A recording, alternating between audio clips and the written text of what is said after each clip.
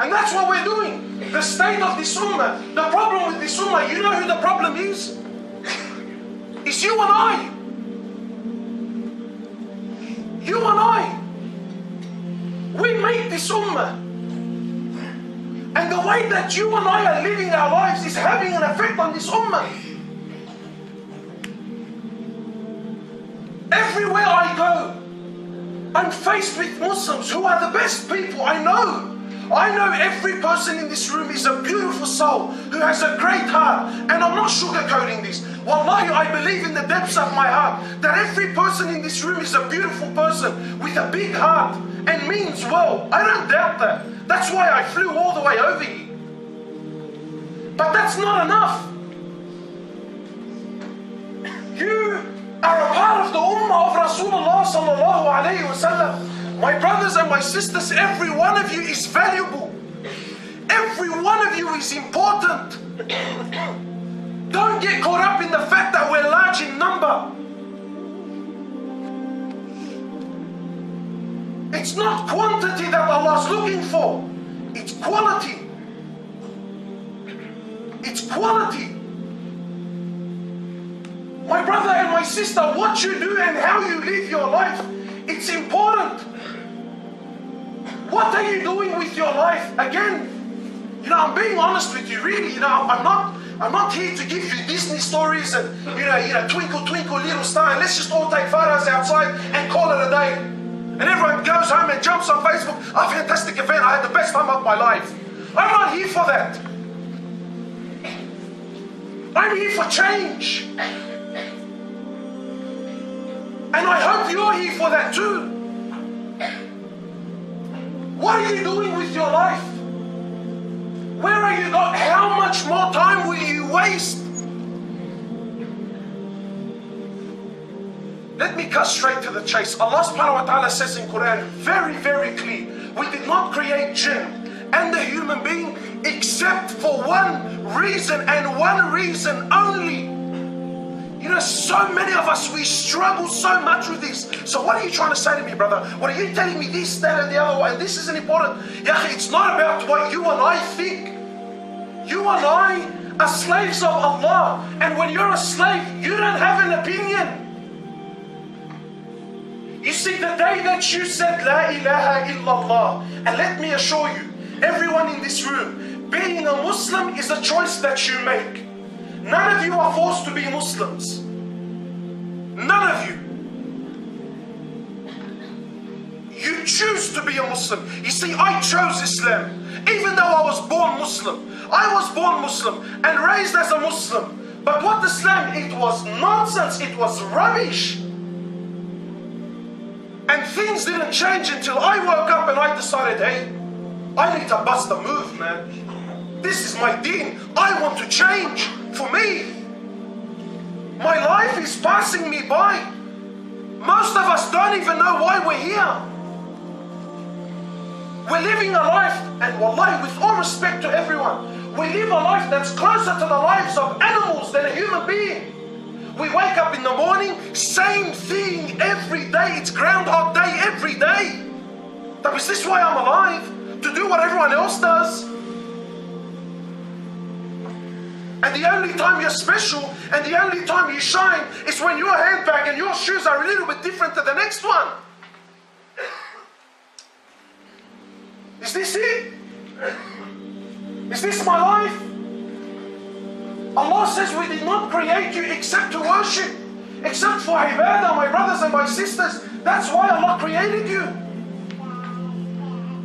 It's amazing. Allah makes things easy and we insist on making it difficult. Allah says, my slave, I created you to worship me. I don't care, my slave. I don't care what car you drive. I don't care what brand you wear.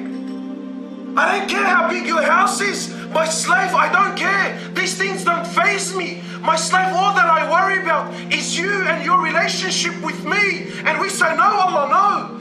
Everything else is more important to me than my and your relationship.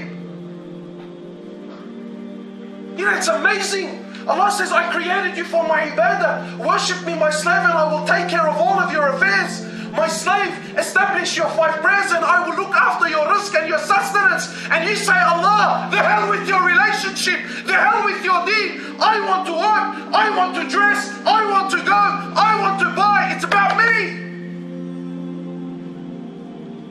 And then when things don't go your way, Allah, what are you doing this to me for, man? Amazing.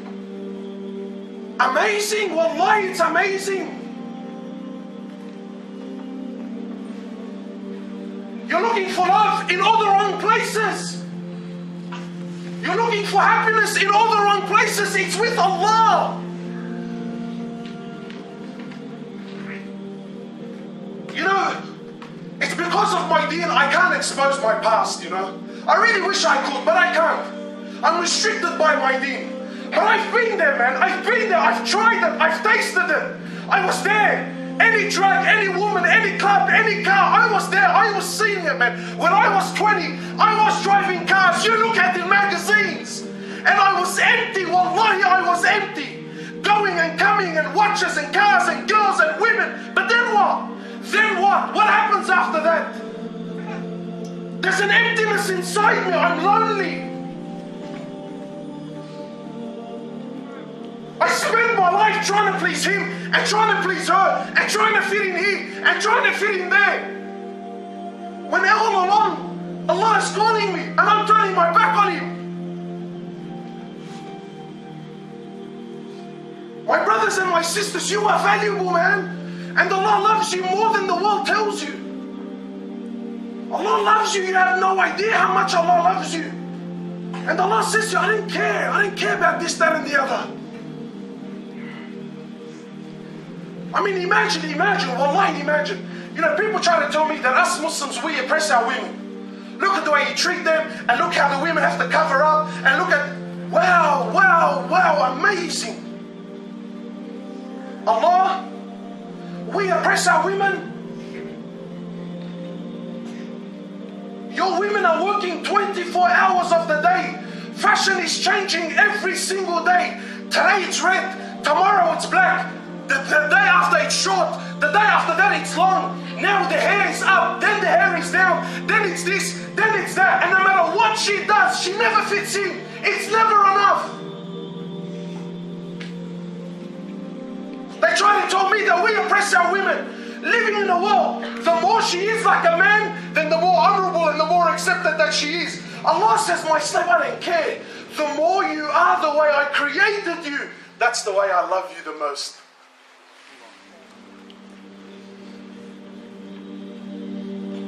Allah says, don't even pluck your eyebrows because I created your eyebrows and I love you. The way I fashioned you is exactly how I wanted it. Today the eyebrows are going up, down, they're thick, they're thin. Now they're completely off and it's drawn on with a pen. I know you're laughing, but because they're trying to find the right shape and she hasn't found it yet. And Allah's watching her. Thinking, my slave, you think you can do a better job than the one I did? Allah says, I created you for worship. I created you to worship me, my slave. And you know, people feed me this, this, look, alhamdulillah, I don't pray, I don't pray, but alhamdulillah, what's in my heart? I'm a good person, man. I'm nice, I'm polite, I'm good to my friend. I think, yeah, all right, that's nice. But that's not what Allah created you for. I mean, it's good that you do good things. That's a good thing, that's nice, but that's not what Allah created you for.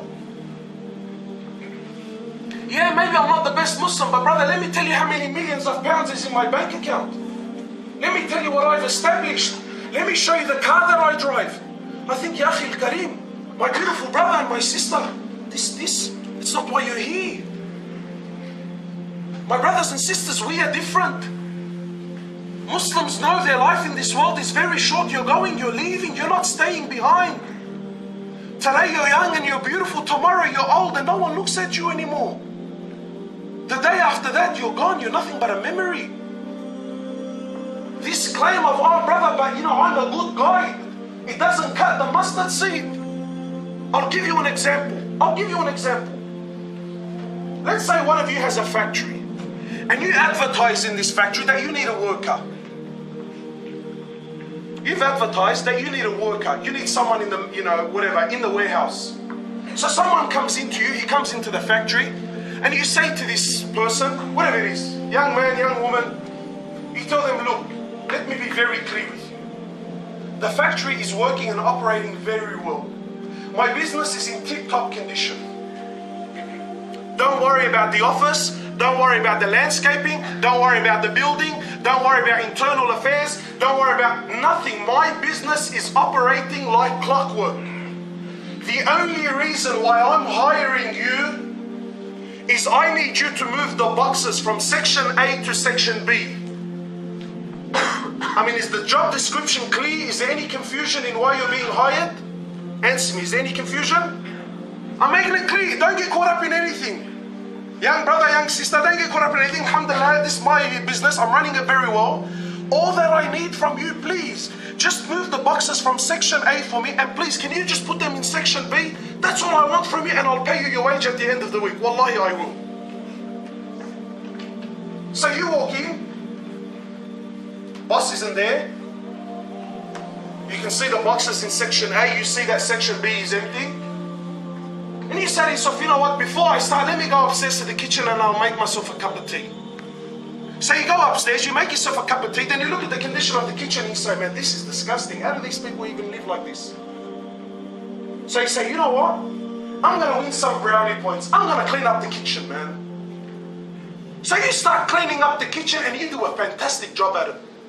Then you look at the carpet and you say, this place is filthy. You pull out the Dyson and you start vacuuming.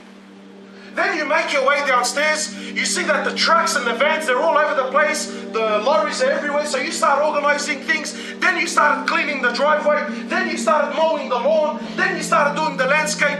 You did the most phenomenal work, the most amazing things you did in that place. You went all over the joint except moved the boxes from section A to section B. You did everything I asked you not to do. Then you come to me at the end of the week and you have the audacity to ask me for a wage. Would you pay it? Would you pay it? Why not? You're thinking, look, thanks for the lawn, thanks for the carpet, and thanks for the kitchen. But I didn't ask for that. You did everything except what I told you to do. Every one of us is living this amazing life. I'm sure you're living an amazing life and you've got amazing dreams. But you're doing anything and everything except that which Allah asked for. Then you have the audacity to sit down and think and believe that you're going to paradise. Based on what? Based on what, my brothers and my sisters? We've become lost, we've become confused. We no longer know how to put things in priority. You know, I've got beautiful young brothers and sisters, beautiful souls. I know that they're beautiful. You know, this is me personally. I don't know how you guys feel. But for me, I genuinely believe, wallahi, even a murderer, if he's a genuine Muslim, I believe deep down in the depths of his heart, there is a beautiful soul waiting to come out. That's just me. I don't believe that anyone is completely wicked. Yes, we're partially wicked. You know, there's problems in the person's life, yes. But if you're going to try and convince me that any person, wallahi, even a non-Muslim, that is completely wicked, I don't believe it. There's always some khair in there. There's always some khair. But we've become lost. We no longer know. We no longer know how to value things. I'll give you an example. How many of us, we've been given everything by Allah. We live in beautiful homes. Maybe you don't think it's a beautiful home, but go outside and see what's happening around the world. Maybe then you'll appreciate the home that you live in. You've been given everything. We're still ungrateful. We're still unappreciative. You know what I find amazing? Allah subhanahu wa ta'ala asks, "O my slave, establish your prayer. I want you to pray 5 times a day for me." How many of us don't pray? And I'm sure you have a beautiful reason. How many of us don't pray? Amazing numbers. Amazing numbers of people who don't pray. And look, by no means, it's not my job to judge anyone. Again, don't think I'm here to push and sit here and judge anyone. I'm the filthiest person in this room, and wallahu alim, I'm not being humble in any way, shape or form. I know my sins and I know my past. But I look at Muslims, I tell them, "Akhi, do you pray?" "Nah, man, look, I know I'm supposed to be praying, but I'm busy, man." Really? My sister and my brother, you're so busy, you don't have 20 minutes in your day to pray your 5 prayers? Do you know how bad and severe it is to miss 1 salah? Does anyone here know how bad it is? Today you and I think that, look, alhamdulillah, he's a beautiful guy, he just doesn't pray. Religiously, he's the filthiest of people. But today we don't think through the logic of deen. We think through the logic of people. No, alhamdulillah, she's the best person in the world. Lovely soul, very polite, very caring. Everything about her is 100%. It just happens to be, she just has a little problem, she doesn't pray. With Allah, the one that doesn't pray. You know what? Let me cut straight to the chase. Let me ask you something. Do you think murder is a bad thing? It's not a trick question. Murder, is it a bad thing? Let's bump it up. What about rape? You think rape is an evil thing? What about being a pedophile? You think that's awful? I think that's the most disgusting thing in the world. All major sins. All major sins. What about drinking alcohol? Filthy, yeah? What about drugs? Filthy, yeah? Wallahi, my brothers and my sisters, please listen attentively. You could be the biggest murderer in the world. You could be the filthiest rapist in the world. You could be someone who the bottle of alcohol never leaves his hand. You could commit the filthiest of sins. You could do the most extreme and the most bizarre of things. And by no means am I promoting you to do any of them. But you could be the absolute filthiest of things. You could do all of this. All of these sins. All of these sins put together are easier. They are lighter in the eyes of Allah than for any one of you to miss 1 salah. Did you know that? For you to miss 1 salah is worse in the eyes of Allah than any one of you commit all those sins put together.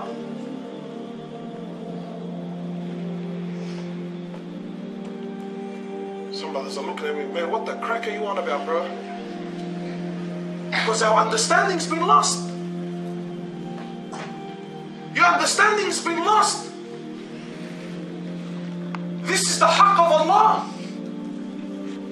Brothers are telling me, "Yeah, look, I'm a great guy, I just don't pray." Brother, what are you talking about? Do you know what it means to not pray? Do you know what that means? I see young guys getting married. Sisters, how could you possibly accept a man that doesn't pray? Don't come to me years later crying, telling me he's cheating on you. If this man has the audacity to turn his back on Allah, then what hope do you have? Or did you get caught up with the BMW that came into the driveway?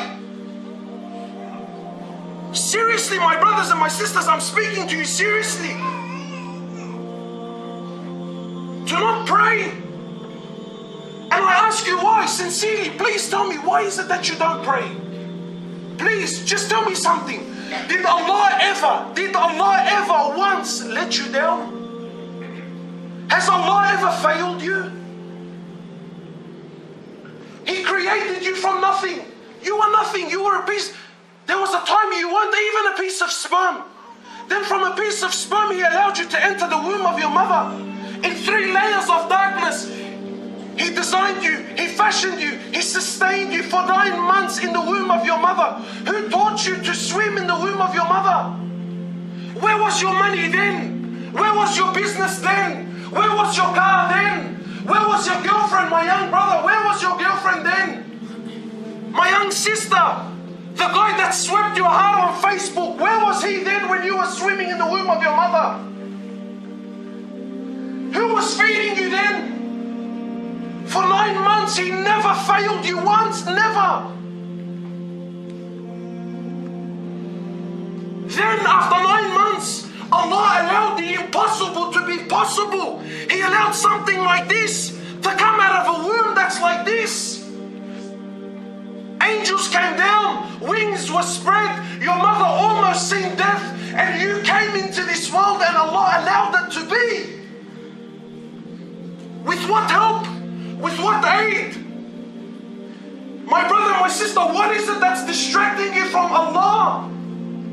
Where was this distraction? Where was it back then? And you came, you were little, you were helpless, you were naked. Allah allowed the blanket to cover you. He gave you a mother that breastfed you.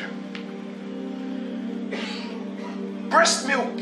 With all their technology and all their money and all their science and all their know-how, they still all together, they still cannot produce a formula that is even half as good as the milk that Allah put in the breast of your mother.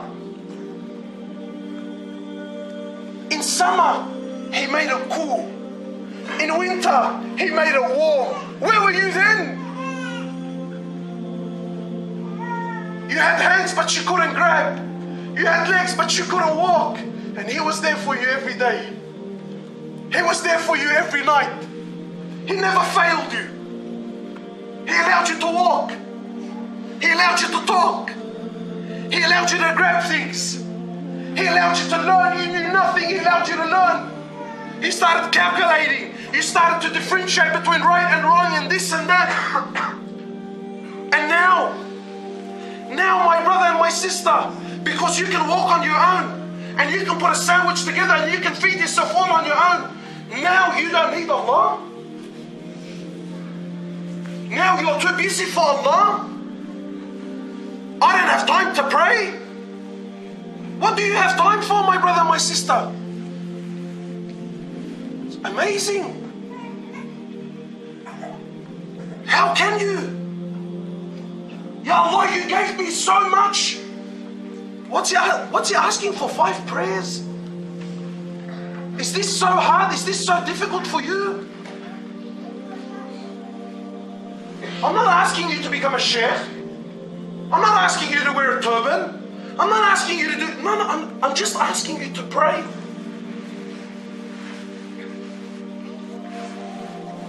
You know, imagine one of you.